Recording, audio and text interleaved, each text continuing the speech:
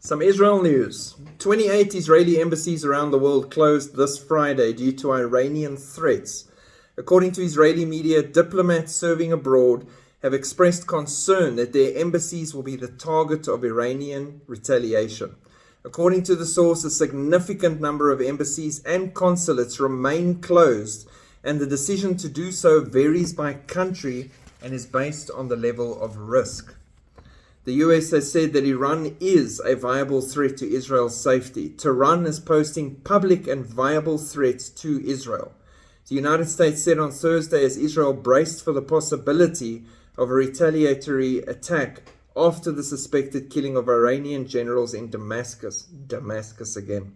Israel said it would respond forcefully, signaling it had stiffened its military preparedness. Now, we've talked about that too, the call-ups and the cancelling of leave and everything.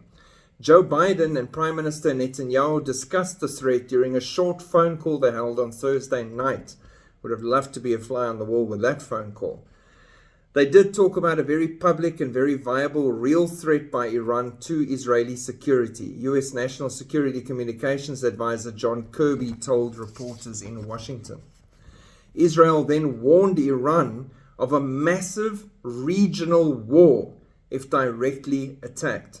Tehran has vowed vengeance is coming soon for the Monday Israeli airstrike on its embassy in Damascus. Many pundits believe this will take the form of ballistic missiles raining down on Israeli cities. Israeli leader Benjamin Netanyahu is reportedly vowing if the Islamic Republic launches missiles from its soil, it will ensure a strong response from Israel. Israeli officials told Axios late in the day this act would take the current conflict to another level. Most certainly will involve a direct Israel-Iran war and the eruption of a broader regional conflict, which none of the bigger powers want. Everybody else wants to ensure that that doesn't happen. Well, guess what? Those birds have already escaped from the coop.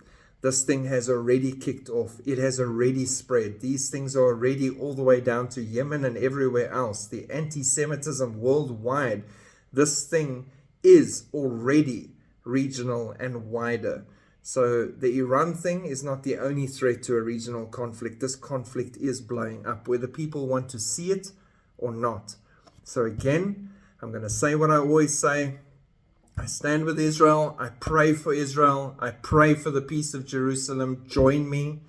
That is what we do. We are family, and that is God's country, and God will come back to Israel as much as the enemy is trying to wipe it out. I also pray for everybody in the Gaza Strip, in every part of war, in Ukraine, everywhere, all those affected, that they will encounter the love of Jesus Christ, that they will have a God moment, that they will come into the kingdom, because the King is in the field, and we've seen this with testimony after testimony, how the Lord is working, not just by the Jews, by the Palestinians, by everyone in Russia, in Ukraine, all over the world.